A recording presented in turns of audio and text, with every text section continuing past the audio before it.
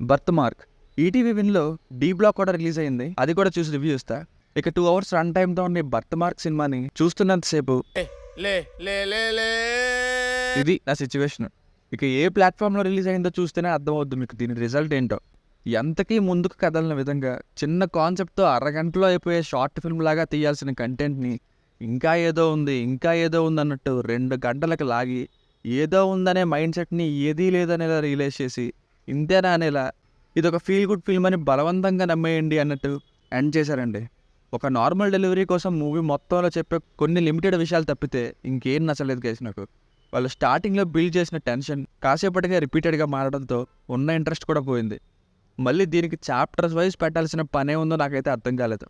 అసలు అవసరమే ఉంది.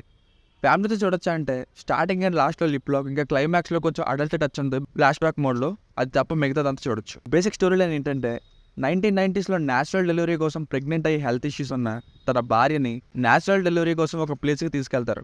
అసలు ఆ ప్లేస్ ఏంటి, అక్కడ ఏం చేస్తారు, ఇంతకీ న్యాచురల్ డెలివరీ అయ్యిందా లేదా అన్నది స్టోరీ.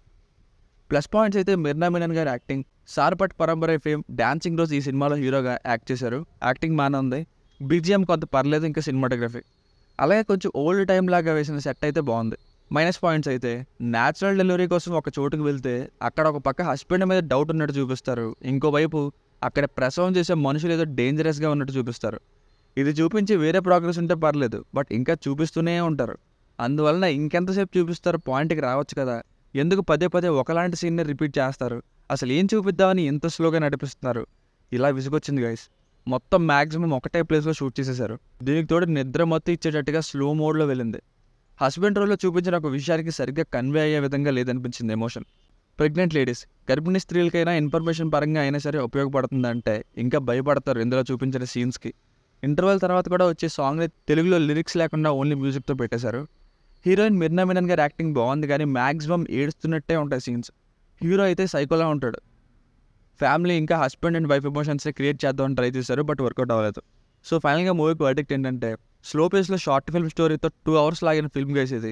సినిమా అంతా అయ్యాక అసలు ఎందుకు చూడాలి అంటే స్టార్టింగ్లో బిల్డ్ చేసిన టెన్షన్ తప్ప ఏ విధంగానూ ఎంటర్టైనింగ్గా అనిపించలేదండి. ఎంతోసేపు సస్పెన్స్ లాగా చూపించింది, పోస్ట్ ఇంతేనా అనేలా ఉంది. ఇక మీ ఇష్టం, డ్రాగ్ ఇట్ లైక్ ఎనీథింగ్. దీనికి రేటింగ్ వచ్చేసి ఇది నా ఒపీనియన్ 2.25/5. మీకు కనుక నా రివ్యూ నచ్చినట్లయితే మరిన్ని రివ్యూస్ కోసం మన ఛానల్ని సబ్స్క్రైబ్ చేసుకోండి. Thank you.